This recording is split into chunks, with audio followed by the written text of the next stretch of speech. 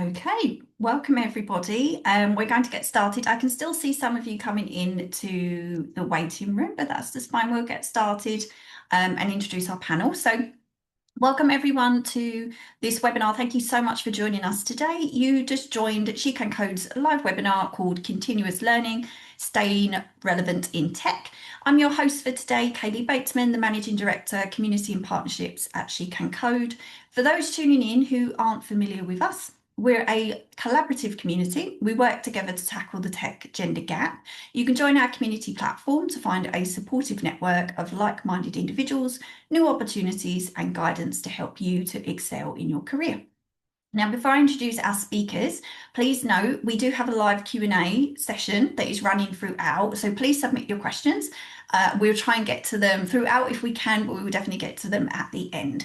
So we're going to kick off with our panel. I'm excited to introduce three wonderful guests for today. I have Ana Holgado, Principal Product Manager at Dunelm. I have Jaya Satish, Senior Vice President and HR Head Europe at Mphasis. And I have Rachel Powers, Senior Sales Enablement Manager at Workiva. Welcome everybody. Thank you so much for joining us. And we're going to get started on a few intros, if that's okay, to set the scene for everybody. Anna, should we start with you? Yeah, thanks for the introduction. Hi everyone, I'm Anna. I work at Dunelm. I am Principal Product Manager in the Data Department. I've been with Dunelm for about a year, and the previous 4 years I was at Amazon working in Alexa. And prior to that, I was studying something completely different, doing a lot of language stuff. I lived in Japan for a bit, studied Japanese, and somehow here we are. So yeah, all of you welcome if you've had a random journey and want to talk about it. Awesome. I love that. That is most of our community, by the way.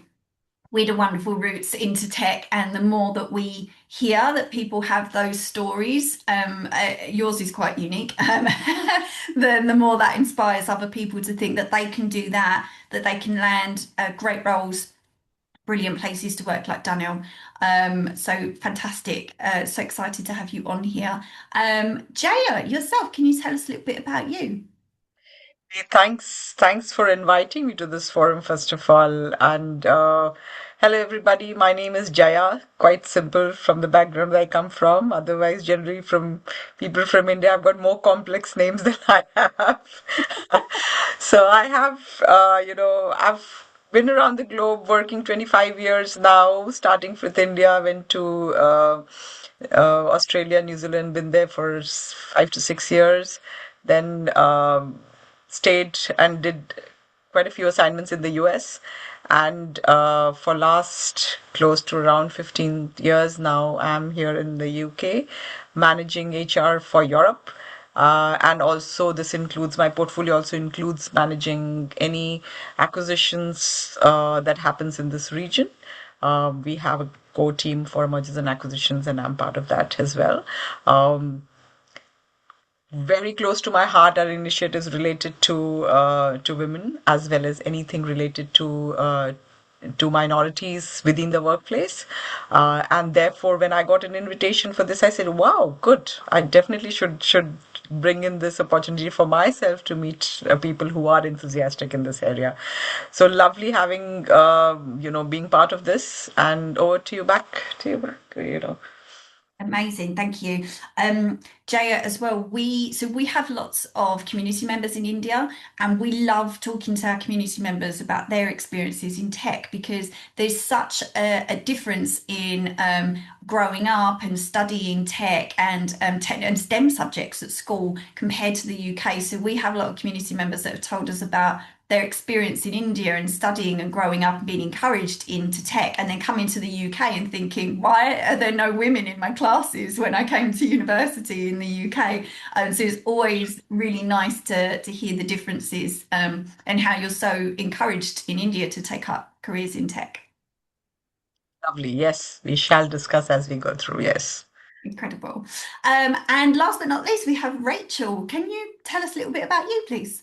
Yes, thank you. I have been in the tech field for about 10 years in project management, people management, and different enablement roles. I did actually start off in theater and then moved to the tech space, so also not a traditional start after uni, but really focused on learning and development and also really passionate about diversity, equity, and inclusion.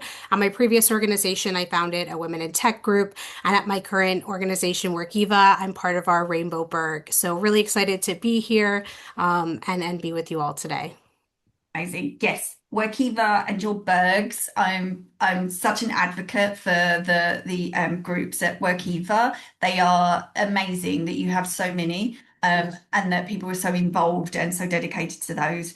And I love the fact that you're from theatre as well, because a lot of people think that coming into tech, you have to be like a certain person and you're not creative. And I've spoken to so many people in tech that have worked in the arts or theatre, and then they naturally evolve into a career in tech. And that's kind of like one of those misconceptions about coming into the tech industry. But I love it when people say that they've been in something quite creative as well. So that's great to hear.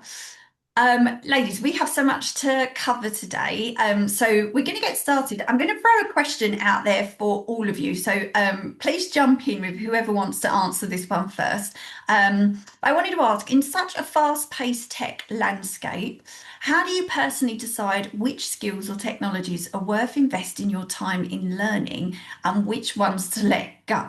Obviously, our webinar today is about continuous learning, and there is so much that you can take on in tech, and it can be incredibly overwhelming. So, to get started, who wants to jump in on how do you decide what to do and what to let go? I can take it up if you want. Yeah, I come from a tech company. Mphasis is an IT services provider. So I come from a tech company, so um, very well versed of how we bring our employees together uh, to make them aware of what new tech is in town, if I can say. And we keep using the word internally, oh, this is the flavor of the month in terms of what we need to learn. Uh, I think, probably when I started myself as a person into the workforce 25 years ago, things were not as much in the hands of everybody in terms of information as it is today, right? What is relevant in tech is something which it's not something that it's left to the guesswork of people. Today, even if I ask a 5-year-old, AI is something that everybody knows, right? So the beauty of having information channels, whether it is through social media or through various other ways to do it, formal and informal ways, people do get to know what it is. Now, having said that, those are ways of finding out which is informally. For companies which deal with it, there are company like us, which are IT services company, we have partner organizations. Say, for example, we partner with Microsoft, we partner with Google, we partner with various other, partner organizations. And through them, we also get to know what are the new technologies which are coming into the realm of the world, right? We are also a conduit which also brings that back to the business. Okay, say for example, you have a bank and bank is a customer. Bank will tell you what the requirement they have. Now, how can you best translate that into a technical language as an output, as something that, company like ours would be able to give? Okay, so yes, there are places where you find out through company like ours, through partner organization, and there will be other things which I will also discuss over a period of time. There are many places where you have crowd platforms for learning, which may not necessarily be related to a specific company, but there are platforms which are available outside in a free form for anybody to join, which are crowd platforms for learning. And those platforms also bringing such kind of learnings and knowledge about what's coming into the market. That makes sense. Yes, because Rachel, I can see you nodding. It must be quite difficult with if you're in the day to day and you're working on projects, for instance, it must be quite difficult in a company to innovate and stay ahead of the curve, but also make sure that you meet the needs of your customers as well, because you can get very bogged down in what you know and almost forget that there are these other things coming in. And I suppose, Jaya, having partners that are there to alert you to these new things keeps you ahead of the curve, making sure that you're not just doing what you know, and then all of the other companies are doing something else or something much easier. Rachel, I could see you nodding along there. Is that something that you've experienced as well, in terms of how to figure out where do you keep learning, and things that need to drop off? Because obviously AI is a huge one, but again, another area where it's like, where do I start? What do I not do? It can be really overwhelming when you think about how much is out there and probably the different areas you might want to focus on.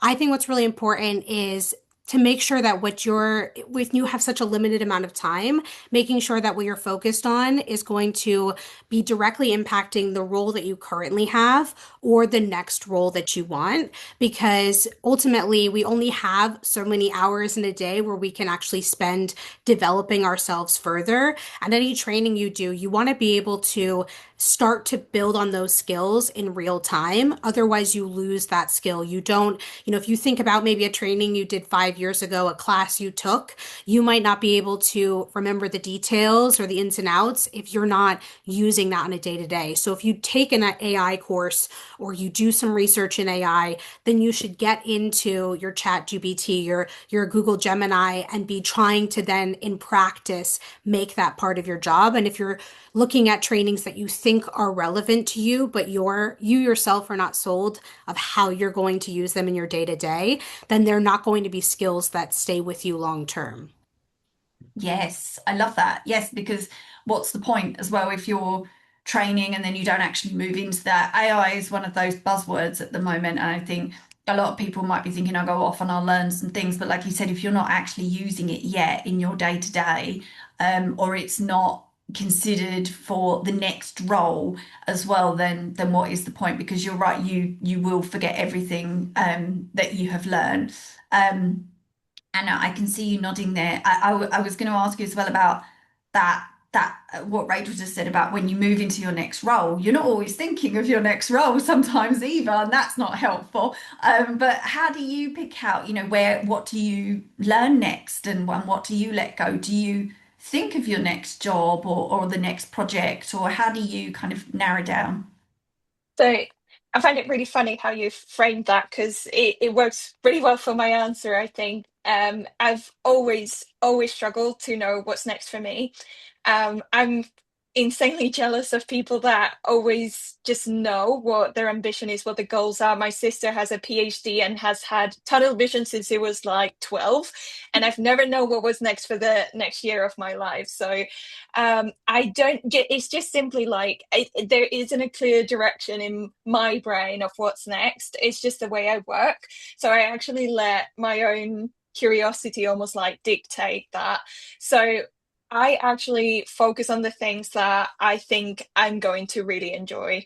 So, because there is so much information out there about technology and there's things coming up all the time, I don't necessarily try to stay on top of all of it. I try to inform myself of the stuff that everyone is talking about, precisely because AI is such a buzzword.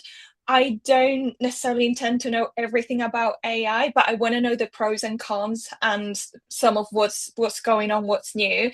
And while I read about it, generally like super general articles, not necessarily in depth, there'll be something that someone has written about that I'll be like, oh, that's so interesting. So for me recently, there's so many trends with AI. There's agentic, there is honestly like everything. But the one that catches my eye at the moment is around statistics and like a natural progression of machine learning. So it's not necessarily revolutionary. It's not necessarily what everyone in social media is talking about, but it is one that I just find really interesting. Like, is our AI these days better than machine learning the way it was 20 years ago, so that we can actually predict customer trends and make our business better. I focus on what really calls to me and what I'm really curious to know more about. And you kind of feel that, right? Like when you're reading about something, you're like, oh, how does that even work? That to me is the sign that I need to go after something. For example, I don't get that feeling when I read about the cloud. I know about the cloud because I had to work in Amazon, and I found that cloud conceptually just did my head in really badly. So some things are foundational. You just acquire the knowledge because you're part of the industry at some point, or to keep up a little bit. But I genuinely believe you put the energy into the things that you like, and those give you energy back to pursue what's next. Yes, I love So, that. Sometimes you just know. sorry, I also wanted to add something to what Anna said. There is a misconception that people feel that everybody who's working in tech companies, barring the support functions, are all people who only work as coders. No. If you see, I don't know whether, people, quite a few must have heard about what is called as prompt engineering, which is a very good ingredient when you do give inputs into tools like ChatGPT, right? So, in simple terms, prompt engineering is the way a command is given to a particular tool and the response can keep improvising.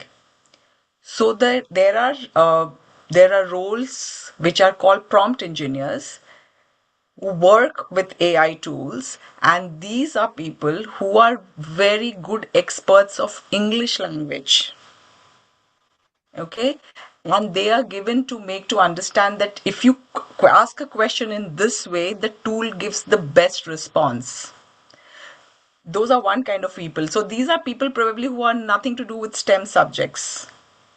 Yeah. Okay, then you come to other side when you have people who are interface between the business people who give you the requirements versus people who code, and these are called business analysts.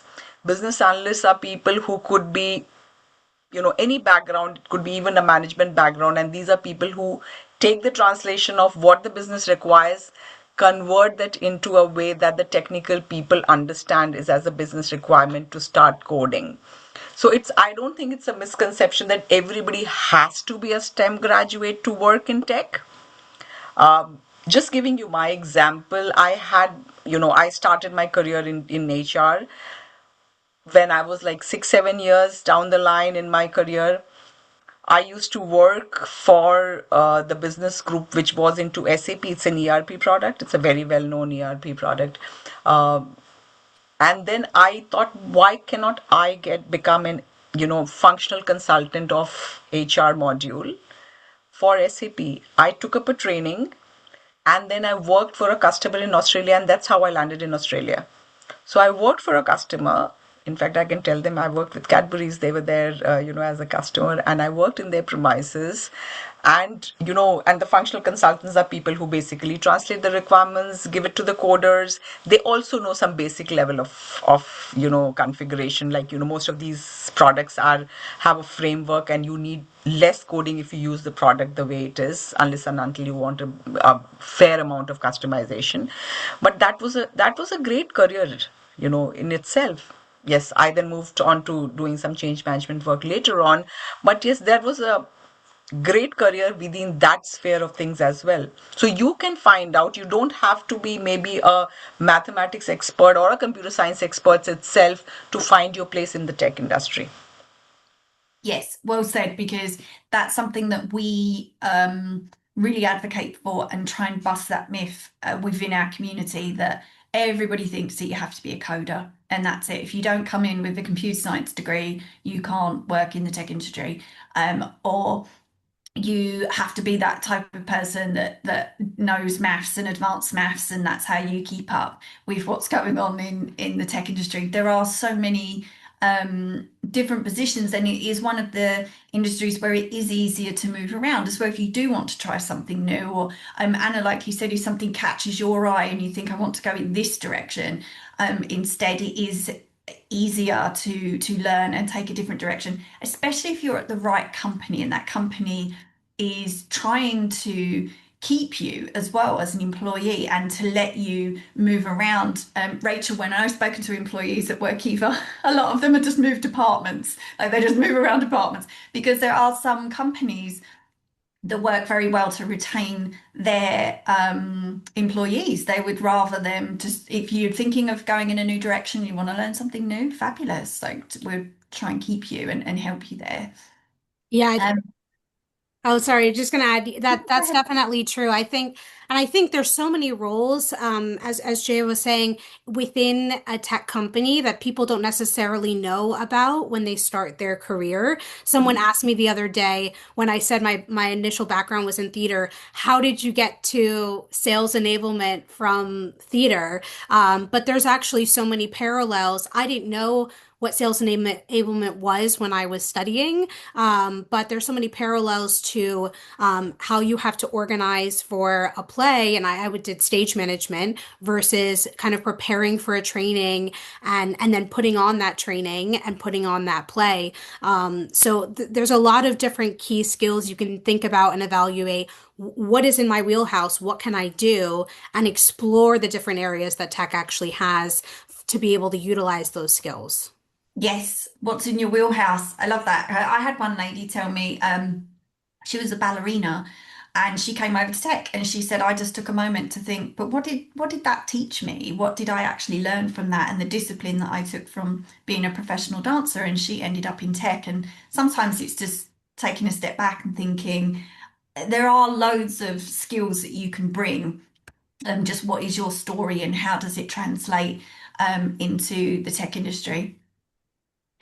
Jaya, I wanted to ask you from a HR perspective, from an organizational standpoint, how can companies create a culture that truly supports continuous learning beyond just offering courses or training budgets? Some of those don't always get used anyway. Yeah, first of all, I think good question. And I think learning without practicing is no good because then you tend to forget it or it just goes down where you won't be able to retrieve it. So I'll give an example where what our company does, what my company does is first of all we have a learning platform and we also have a platform which is a career platform and these are linked. And of course technology plays a great role of linking these two tools. Uh, the career platform, you can give your as is situation in terms of what skills you have, and then you can also quote what is your aspirations. And aspirations sometimes, like Anna mentioned, you don't even know what your aspiration. Like when my son was 18-year-old, and I would say, what do you want to, which career do you want to take? He says, I'm not clear. Doesn't mean it makes anybody less brilliant, but we are sitting in a world where the choices are too many and you really have to filter it down to say this is the most apt given my orientation, given my liking, and given my capabilities, right? And also the time that I would like to spend on continuous learning. Some professions like IT professionals, especially if you are a coder, or it needs continuous learning. You can't bank on just one language, which you think that you can do for a lifetime. You probably could do, but probably if you really want to grow in terms of your career, you'll be it won't be as fast as you can. So in this case, yes, you have a career too where you give your aspirational role. They'll give you a few options, and it also tells you what are the skills that are required to reach to that point B. I think Okay. that is much better than sometimes companies will say, oh, we've got a platform and nobody uses it, rather than actually checking on what is it that you would like to achieve, rather than we've got a platform and nobody actually logs in or looks at it. Not Yeah, massively. and to give you an example on this, say for example, and everybody understands, everybody who knows, IT professionals, they know there's Java is a language. So for example, if you're a Java coder, okay, and tomorrow you wanted to become an AI expert or a cloud expert,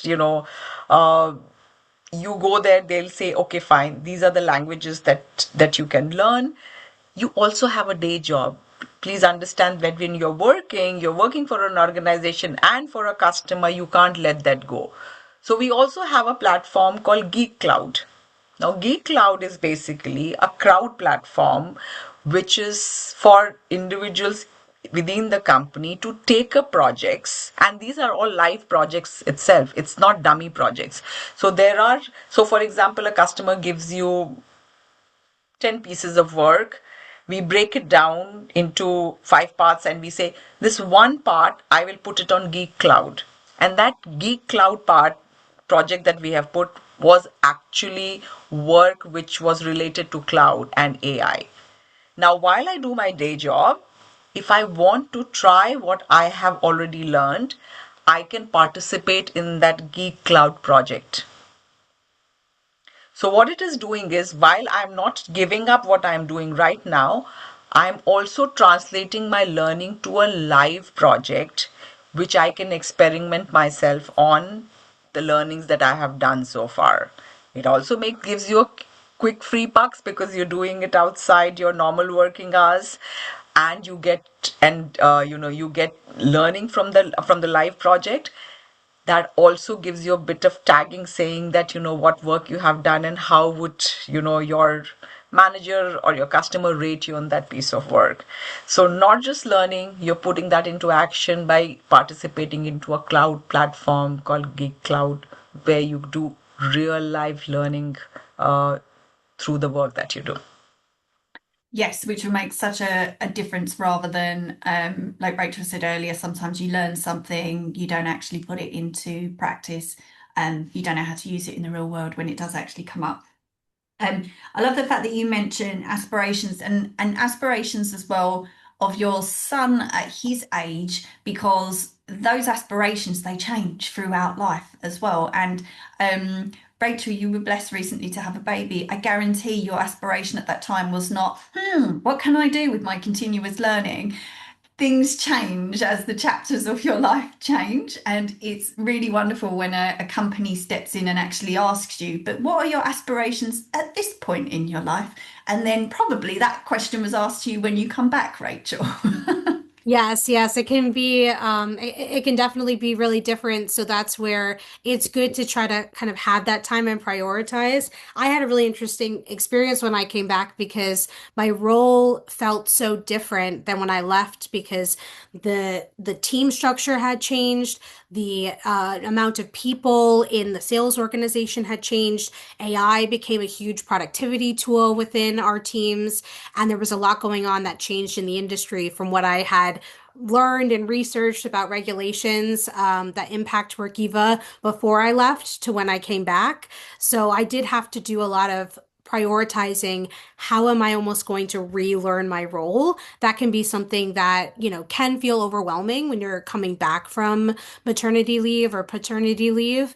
But definitely has actually made me like and appreciate my new role almost in a different way because there's a lot that's been benefited by, AI, for example, that we now have and on a day to day.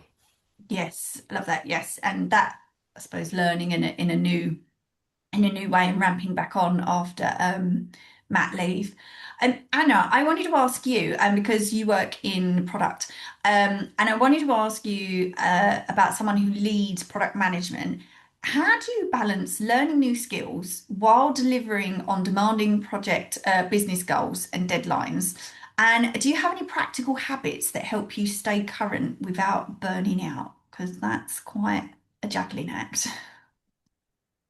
Yes, I will, just as a caveat, I will say, and I think we've touched on this very briefly before, that your work environment matters so much. Because I am going to give you tips, but ultimately you have to be in a at least mildly supportive environment that doesn't actively want to burn you out. And I have worked in places like that previously. I have been burnt out. I have been signed off work with burnout long term, and it's so incredibly not worth it. So I I can assure you, I do more now. Like I juggle more things now than I did 2 years ago, and I I have so much more energy. It almost doesn't make any sense. So I would start with make sure you're in the right environment, you're in the right place for you, in a supportive team, supportive manager. Raise your concerns if you have to and leave if you have to. There is always a better place to be if the place right now is not the right one for you.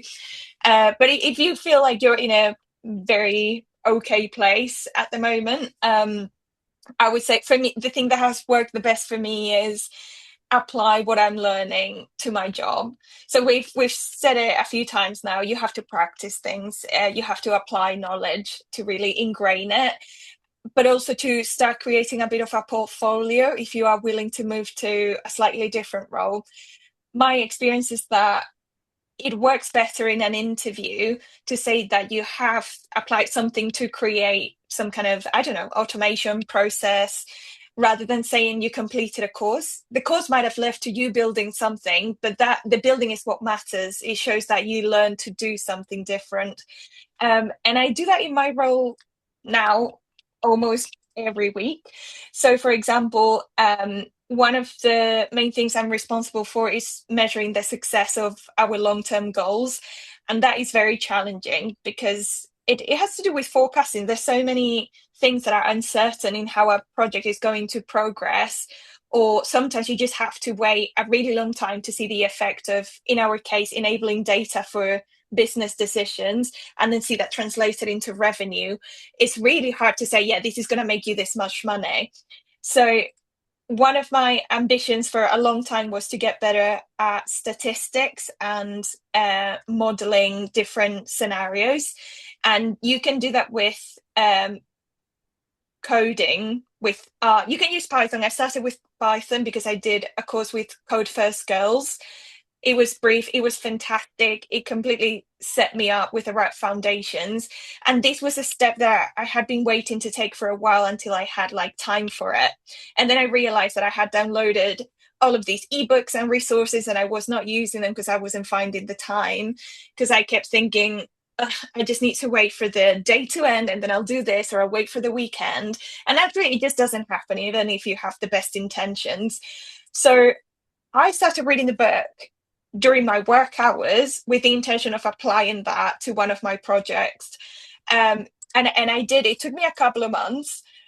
And I'm going to say it now. You don't always have to disclose everything you're doing to your manager or your peers. Like, you don't have to tell everybody, hey, I'm taking 2 hours of my day to learn something that I think is going to help me in my job. Like, just do it. You believe it's going to help you, go for it. And after 3 months, I built I use a retention model for an analytics tool that we're trying to launch internally in the business. It's a project that's going to go on for 3 years. It's doing everyone's head in, but we now have a way of tracking different scenarios with different parameters, different, like what ifs. And all of that came from me carving in a bit of time to read a few ebooks and try to do something. And no one cared that I wasn't that I wasn't an expert to start with in this area. It gave us something to work with. I have other examples like that, but I think you get the gist. Like, you have to bring that knowledge in and make it part of your day to day. I'm not even, I was an engineer once. I'm not an engineer now. I'm not expected to code in any way, but I'm still using that knowledge to automate processes, and it brings something to me and the team. So there's always something you can do. And the other thing I would say is make sure you know your priorities. And that's not the business priorities, that's your personal priorities. Of course, you have to perform at some level in your day-to-day job. But if you're like an overachiever, you could have tendencies where you want to like be the best that you can at work and be the best that you can with something new you're learning. You're human. If you are operating at 100% and you add something to the mix, you're going to break down at some point. So don't be scared to like bring it back down a level, to invest in yourself temporarily. It will lead to something better, but the priority has to be you. I love that. I love everything you just said, because there was one thing in there as well, especially about finding your networks can help. Obviously, that's something we advocate for. So when you say Code First Girls, There's some brilliant groups attached to that in their community. We advocate for that in ours as well, that when you work on different projects, to find other people that you can continue working with, because you're so right, you can take a course and then all of that knowledge will just leave you because you didn't find a group that you could keep going with, and you're not encouraged, because it is difficult. You just sort of think, oh, I'll do that tomorrow, I'll do that tomorrow. If you've got a group where you're doing practical projects, that can help. But if not, applying it to what you're doing at work to improve a project, it's brilliant advice. Like, how can you work in what you actually learned to try and improve what you're doing?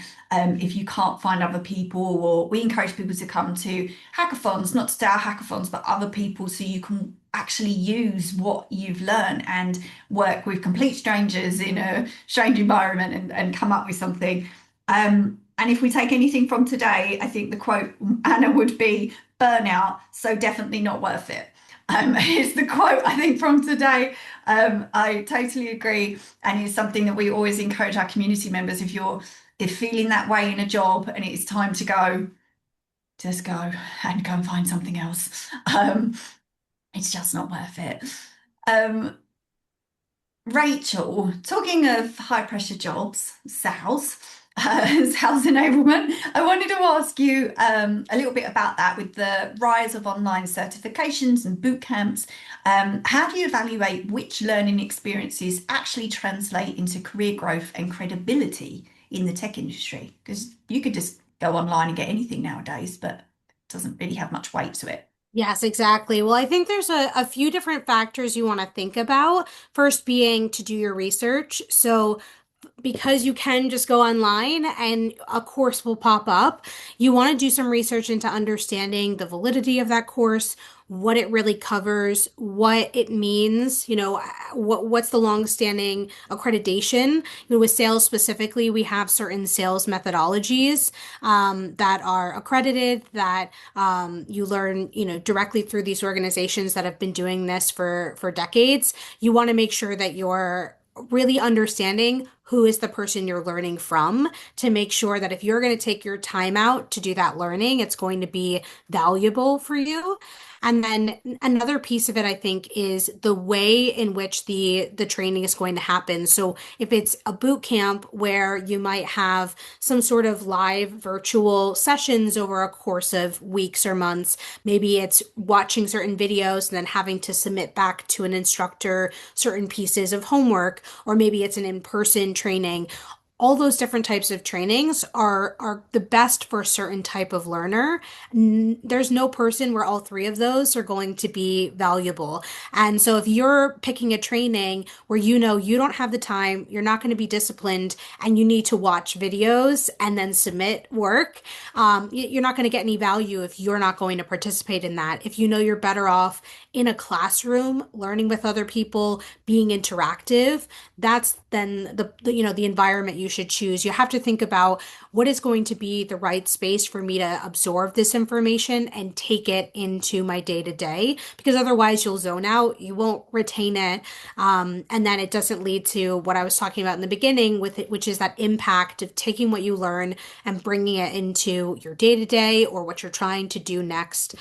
So it doesn't help if your CV says I'm Scrum certified and you're not using that certification in any way now or within the next 5 years. And then someone says, oh, Rachel, I see you're Scrum certified. Can you actually help us start that, that process within our R&D function, because we want to go down that path.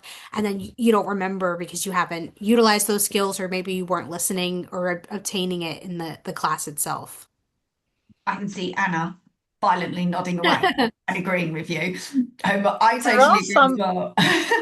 Again, I'm with the sorry. timing of life, you can't always go into a in-person course if, you're a new mama and you're like, well, I'm not going to be on campus every day, am I? I need something online at that point. Or again, it really depends on the timing of life and what you can find, timing wise, what you can commit to, and also money wise. Some of those boot camps are incredibly expensive.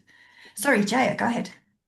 I was saying there are quite 6 questions I can see. I don't know whether you guys got a chance to see those questions.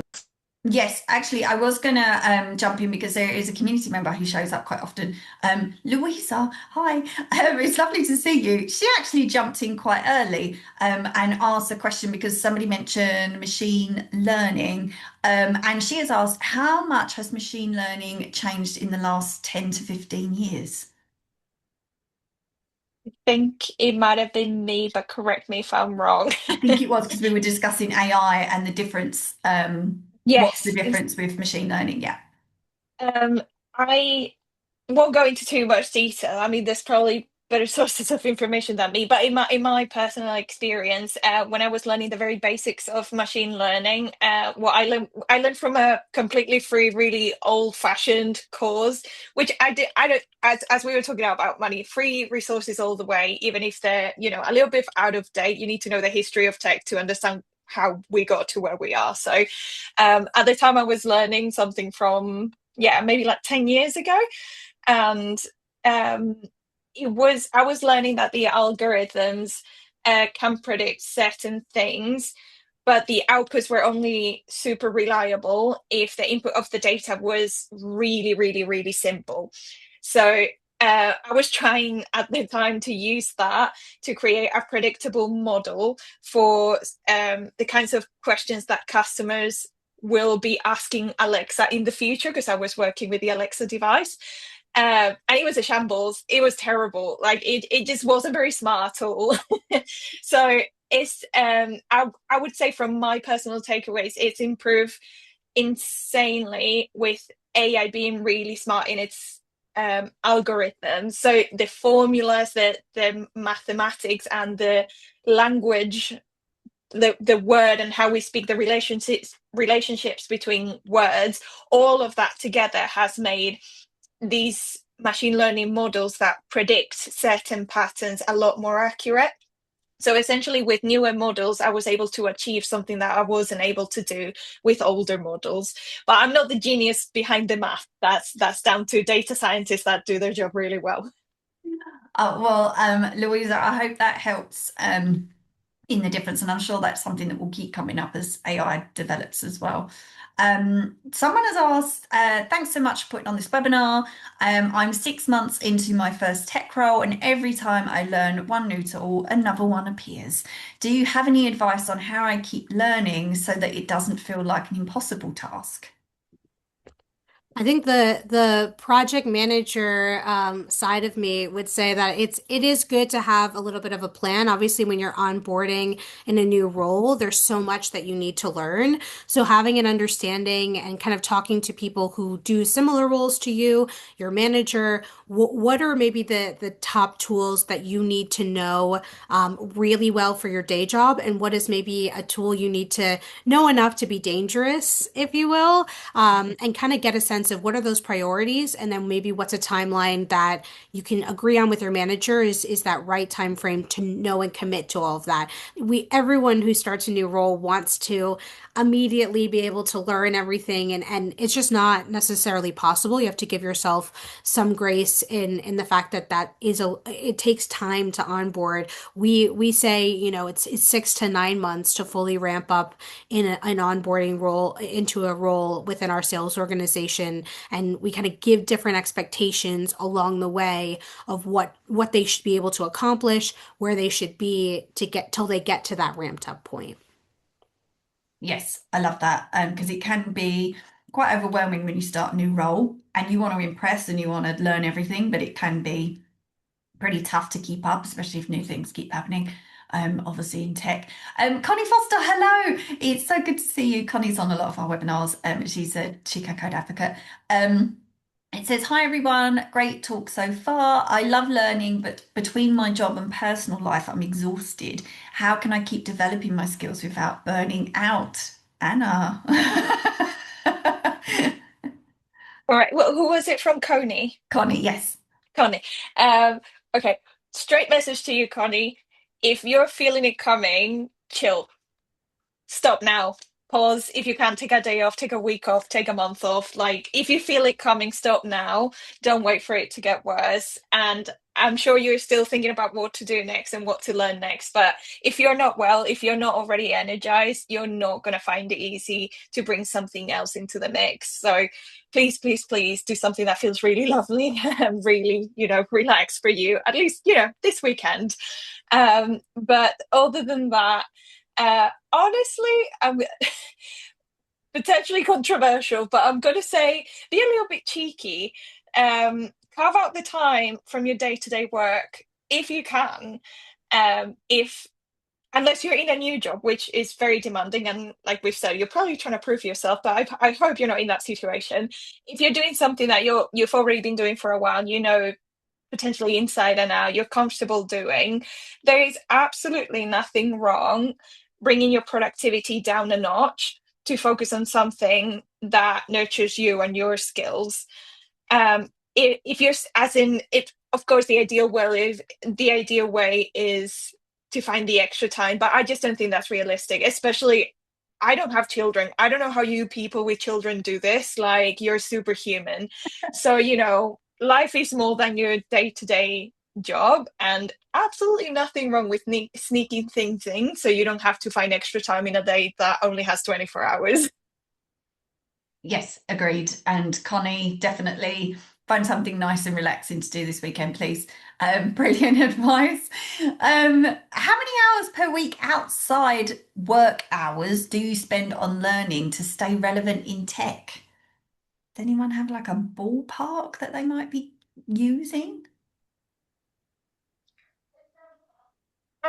In tech companies, people give you time to learn as well. Because, if, say, for example, you're in between projects, there'll be very few people who are back to back throughout the year on projects, right? So there are times when one project ends and you get into another project. Then there are also times when you don't go into a specific project, but you are just supporting and maintaining the work project that you've already done. So in that case, you do find time. What should motivate you? Let me tell you. Whichever country I have gone, I've made sure I had a local certification on HR. If there was any tech related stuff is related to HR, I've taken it. That one thing should inspire you. When you do this thing, you're doing it for yourself. No company takes your certificate when you move out of that company. No company takes that experience you get when you move out of that company. You are doing a service to yourself. You are doing an investment in yourself, right? It's the simple rule. Where you don't invest, you don't get a return. So if you want to grow, if you want to remain flat and be very eased out, that's also an option. Okay, but if you want to grow, believe everybody gets only 24 hours, right? Yes.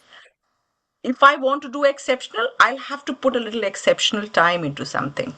Yeah. Okay, so when I did my post graduation, I was still working.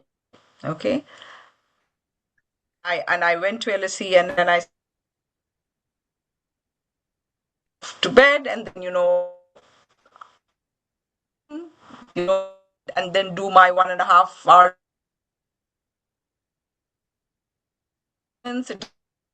that.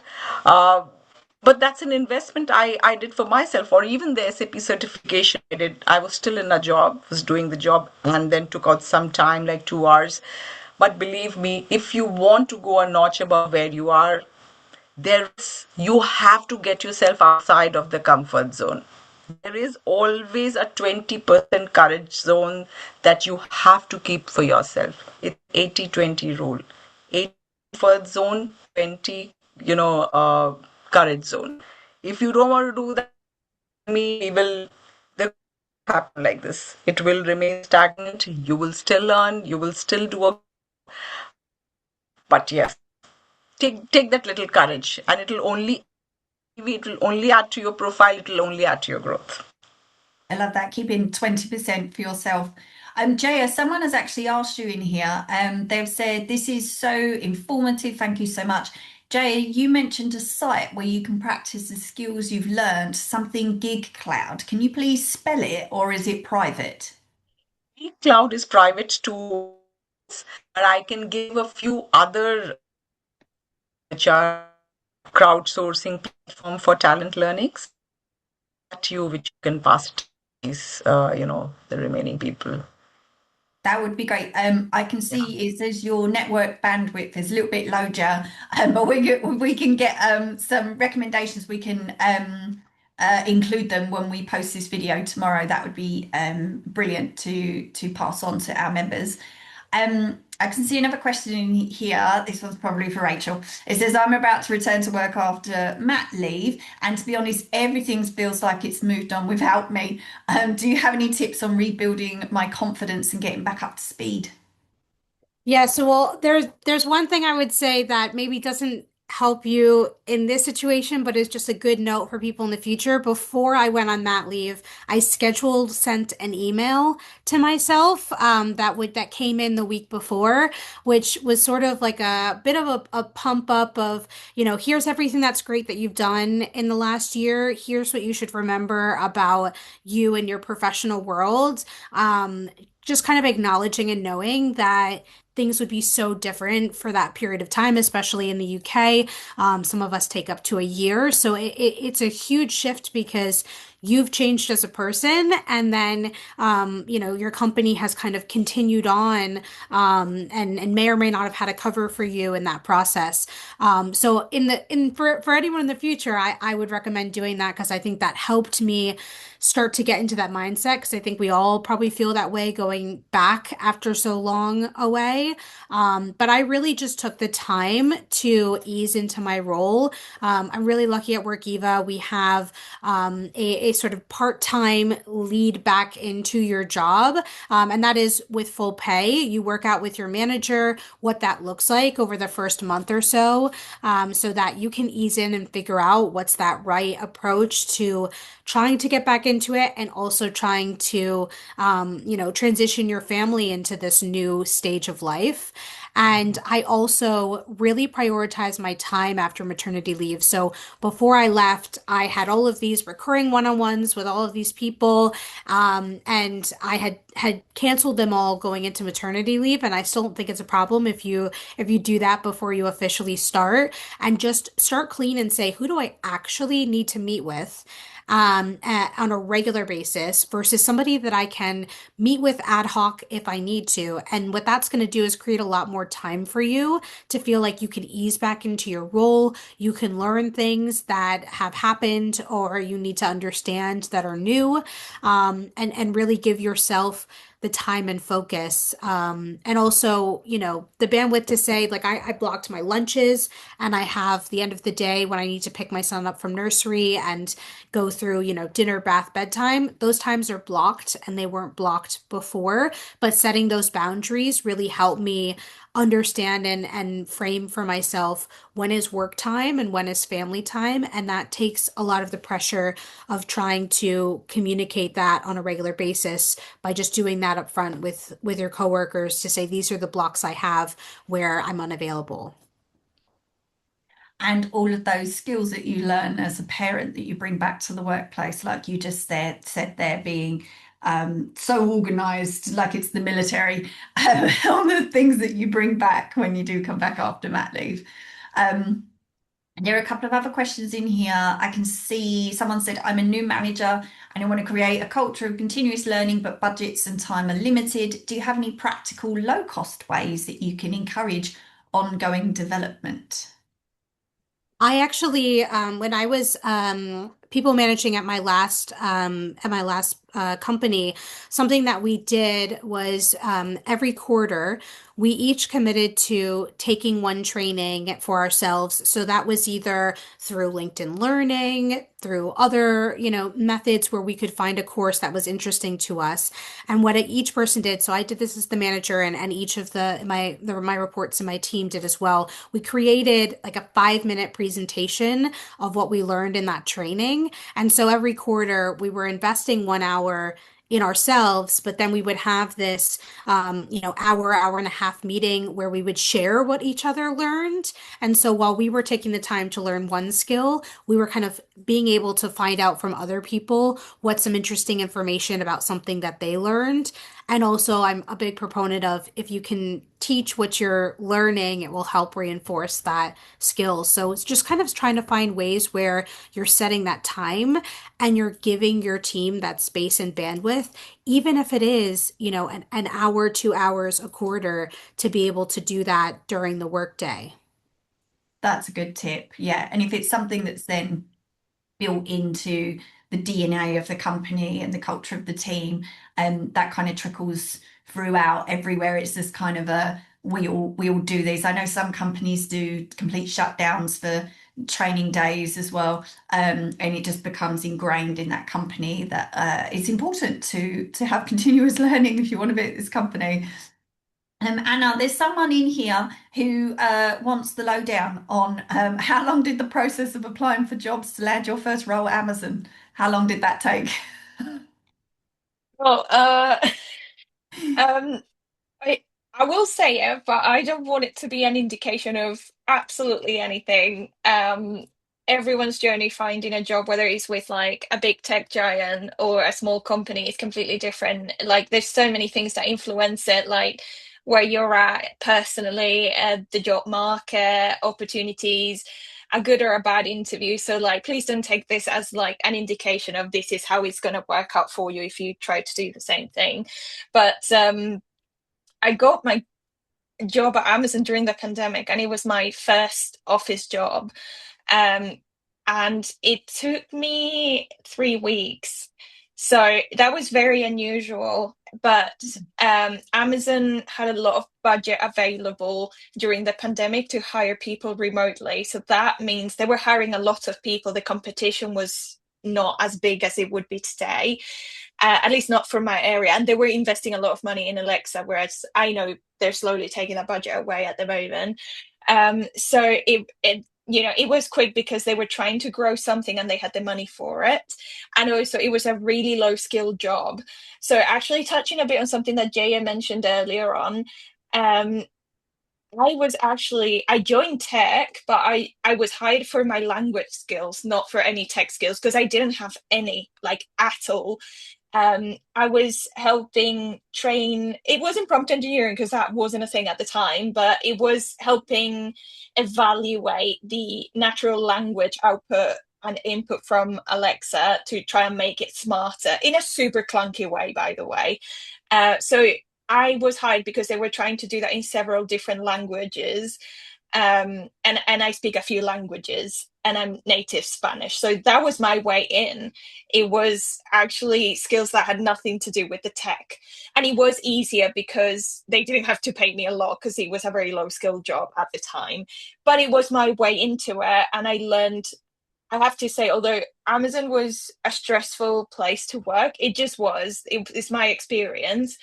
I did learn every single year that I was there, and I am here now because they did believe that we could learn no matter what the background was. So, as I said, it is about being in the right place at the right time. So, yeah, very, very unusual. It was just the time. And to be honest, Dunelm is a much smaller company, and it took me 6 months to get here because my journey was just completely different. So, Yeah. if you want to apply for something, just apply. You end up in places you can't even imagine.